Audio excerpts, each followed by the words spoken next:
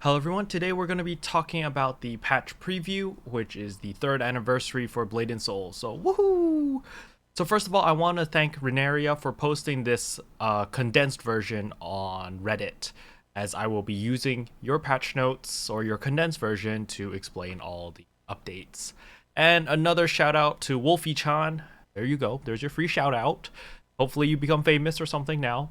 But anyway, without further ado, let's jump right into it. So first of all, there are 2 events. They've broken up into the anniversary event and then the MSP events. The anniversary event is quite simple. There's now a huge, gigantic pink cake in Jadestone Village. So you can go there, and then on the top of the cake, there is baby Zulia and there is Poharan. And you talk to them and they give you quests. So Zulia gives you a quest called Zulia's Challenge. So Zulia's Challenge is basically every day you want to kill 3 bosses out of this list of 6. So there's Naksan, which is floor 15 of Mushin's Tower. There is Youngsang, which is floor 20 of Mushin's Tower. There is Xanos, which is the boss in Neru Sanctum. There is Yong, which is the boss in Iron Tech Forge. There's Jerupo, which is the boss in Hollow's Heart. And there is Namok, which is the boss in Drowning Deeps. So after defeating 3 of these 6 bosses, you're going to need to go back to Zulia, back in Jadestone, and do slash wave in front of her. After you do the slash wave, then you can talk to her and get the daily reward box. So each reward box gives you 1 to 2 anniversary tokens, and these tokens will be used to buy these items. These are the cosmetic items, which include cutting edge mask, cutting edge goggles, cutting edge illusion weapon chest, as well as the cat costumes. So I really do recommend people to get this costume, mainly because when you get the 3-piece, that's cutting edge mask, and the cutting edge goggles, when you equip all 3, you get a title called Edgelord, if you care about these things. But mainly because the costume looks really badass. The costume kind of reminds me of Raiden in Metal Gear Revengeance, I think it's called.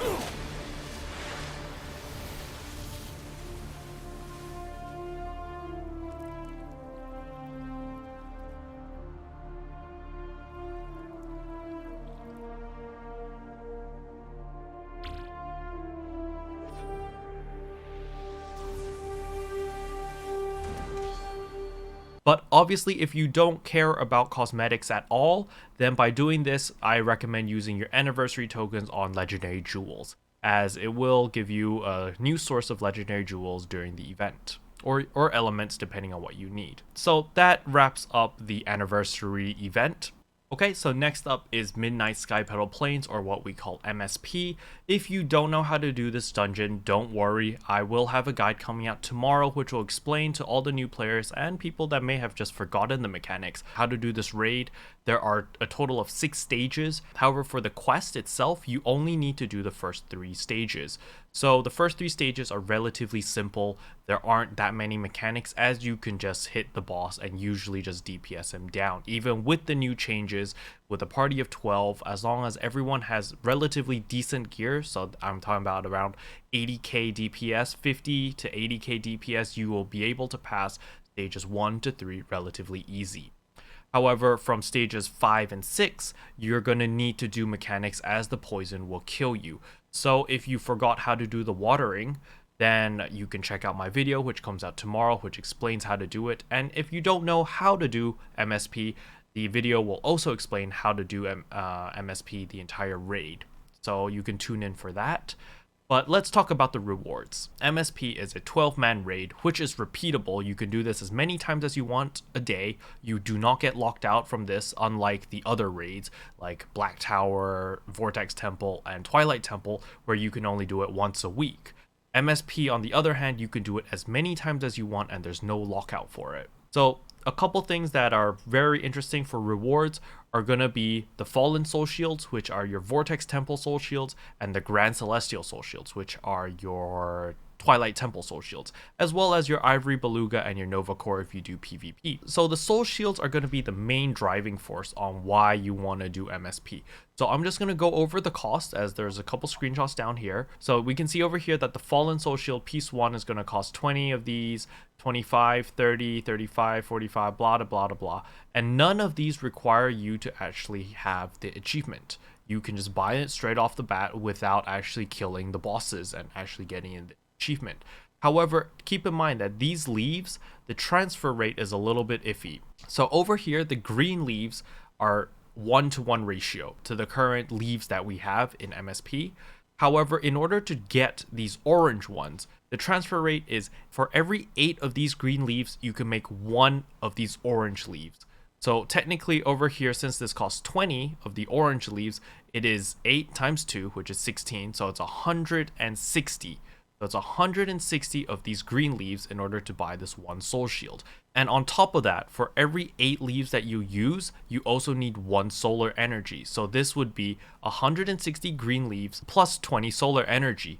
So your bottleneck is not going to be farming MSP. The bottleneck you're going to be hitting is solar energy, because you're going to run out of solar energy, as you can only get around 4 to 6 a day. So that covers the Fallen Soul Shields, which is Vortex Temple. However, if we scroll down here, and if we look at the big ones, which is the Grand Celestial ones, these are purple ones. So the transfer rate for the purple ones is you need 6 of the orange ones. 6 of the orange ones plus 4 solar energies in order to get 1 of these purple ones. So you're going to be farming a lot in order to get these soul shields if you're going to try to buy them off the bat. However, again, the main bottleneck that most players are going to be hitting is the solar energy, because there's no way to farm solar energies except for doing your daily challenge, and your daily challenge is gated by 1 daily challenge per character. So even though this looks really nice on paper, just keep in mind that this is only very beneficial to people who have saved up a lot of solar energy because they haven't spent it yet, and this is not really a shortcut for new players to immediately jump to Grand Celestial and skip Vortex Temple. Mainly because you won't have enough solar energy and you won't have enough of these flowers in order to jump and get your Grand Celestial soul shields, all 5 of them. You might be able to get maybe a 3 set at most. However, keep in mind, we do have some good news, and the good news is during the duration of the event, these flowers, the green ones, you have a double drop rate for them. So that is pretty nice. So just keep that in mind. You know, even though I know a lot of people got pretty excited when they saw that you can get Grand Celestial Soul Shields without having to do Twilight Temple, but the path to get your pieces are still going to be quite costly. So moving on, other than that, they've allowed you to get cosmetics with that currency as well. So there's the After Midnight, the Midnight Bloom clip, and the Guardian of the Wild mask, which is like the goat mask, which is pretty troll. You could also get Raven King Souls, Hive Queen Hearts, which is very nice because this way you have another source of Hive Queen Hearts in order to fund yourself. So during the duration of the event, I recommend everyone to do your daily challenge. The main reason why I say that is because they've overlapped the 2 events. So for example, we can see here Hollow's Heart. They give you 2 of the event currency, which can be used in order to buy your cosmetic items or legendary jewels and legendary elements. And they also give you 2 of this other currency, which is used for MSP. With the MSP currency, you can buy Sacred Vials, but however, you need 38 of them. You can get your pet pack for 20, and you can get a whole bunch of other resources. So it's really beneficial to do your daily challenge. What I really recommend most people to do is do the ones that overlap each other with the event currency. So MSP is always going to be a daily throughout the entire duration of the event. I recommend everyone to do that daily challenge, mainly because it gives you the event currency as well as it gives you those leaves, which can be used to purchase your soul shields or can be used as other things that you might need. Other than that, they're phasing out a whole bunch of materials. They're streamlining it to mainly 3 sources of materials: black stones, silver scales, and onyx scales, and everything else more or less is going to be phased out. So that includes void fragments, Aransu orbs, sea glass, blood pearls, warforged fragment, and sky shadow orbs. So with all of these phased out, what a lot of you guys need to pay attention to would be the upgrade path for your Aransu weapon. With the Aransu orbs gone, your upgrade path cost may have decreased. So when the servers go live, you may want to check that and just see if you can actually get to the next tier, since you no longer have Aransu orbs holding you back anymore. Next thing over here is they added a new side key. So the new side keys will be used to augment your soul. So they give you crit and crit damage, which is pretty nice. However, this is so endgame that I really don't recommend people to do this unless you're already maxed out and you have nothing else to upgrade. If you're still progressing either early game or mid game, I don't recommend this. And even my character, I am not going to be touching the new side keys, mainly just because the cost is too high for what you get and the return on investment is not very high. So I'm not going to be doing it, as I could use my sacred oils to max out my heart, use my sacred oils to max out my soul. But if you already maxed out your heart and soul and you have nothing else to use your sacred oils on, then you can use them on the psyches. Next thing are the gems. So the gem changes are pretty nice. So basically all obsidians now are account bound. So this includes your gilded obsidians as well as the square obsidians. They've changed the 1-year premium membership update. They've added a whole bunch of costumes. I really don't care about this. I never buy premium in bulk. Other than that, they've added a new RNG box. There's one that you can buy 1 N coin every single day. I recommend you to buy this every single day, mainly because it gives you the raid revival charm. This is a guaranteed raid revival charm for 1 N coin, and you can buy it every single day. And raid revival charms are always clutch, always nice to have. So I recommend you to buy this if you can. I think you can only buy this with N coin. You cannot buy this with Home Moon coin. So keep that in mind. However, if you have the N coin to spend, buy this every single day, because raid revival charm is worth a lot more than 1 N coin. Then there's the celebration crate, which is the RNG box of this event. So every time you open up one of these crates, you're guaranteed 5 lucky coins. And with these lucky coins, you can exchange them for these goodies. So it's an absurd amount. You need 700 coins in order to get a gilded gem. However, if you have the money to spend, feel free to try your luck for these gilded or these octas. So these are more of like a consolidation prize. Like most people wouldn't buy that many boxes just for the gem himself unless they want it really bad. Things to note would be premium transformation stones. They say Grand Celestial materials here, but the materials are really just the Grand Celestial steel and the wings. Then you've got your dyad gems, your 2 dyad gems, which is pretty nice, and then your sealed frostburn orbs and just your VT badge stuff. So I'm not too thrilled about this this celebration chest. Nothing here is what I really need. However, there is the wings. So you can get the wings from the celebration chest, which are pretty nice. Those pink wings that fold and open up when you glide, which is it's nice. But I do not think I'll be buying too many of these chests. I might buy like 10 or 20 with the Home Moon coin I have just to mess around with it. But I don't think I'll be spending a large amount of money on the crate, because nothing here really interests me. So other than that, there's a couple things that are not written in this TLDR which I feel like needs to be addressed. So now in Scion's Keep, when you kill the Iron Conqueror, he has a chance of dropping the breakthrough material, which you can use in order to break through into your Aransu weapons. So that is something new. However, he only drops the bound on account ones. He also has a chance of dropping Hive Queen hearts. So I think it was 2 to 3 Hive Queen hearts, which was also pretty cool.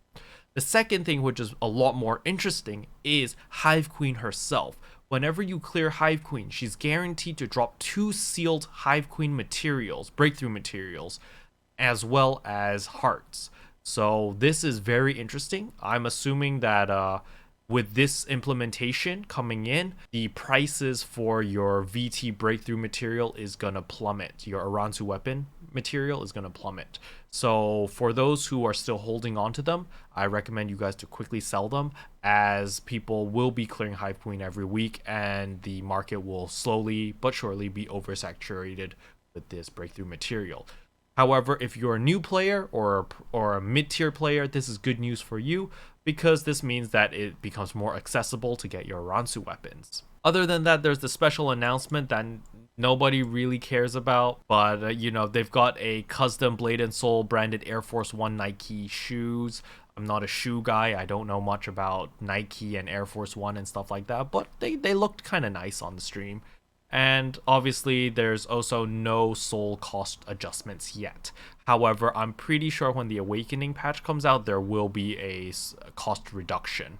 So just keep your eye out on that if you guys are holding off on upgrading. If you can hold off a little longer till Awakening patch, then you could do that. Or you can just do what I did and I just upgraded like last patch because I just didn't want to wait anymore. And that's about it. It's nice that it's the 3rd year anniversary. The event is alright, you know, it's not bad, it's not amazing, but it's in the middle. So I do recommend people who need legendary jewels and need legendary elements, especially if you're a free-to-play player. This is a very good event in order to stock up on those legendary jewels, to stock up on those legendary elements that you need. Other than that, obviously the cosmetics are very nice. I really like the cyborg ninja type of look, which is pretty cool.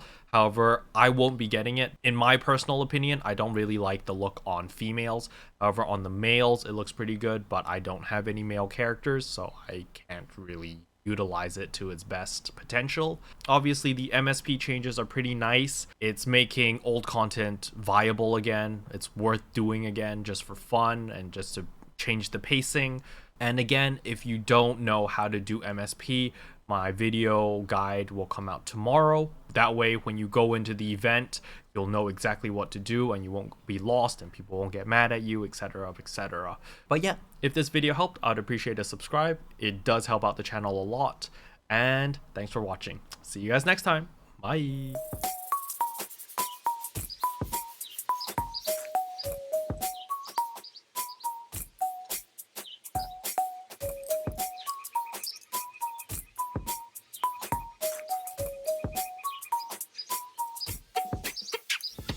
What can I say except you're welcome for the heals, the boosts, the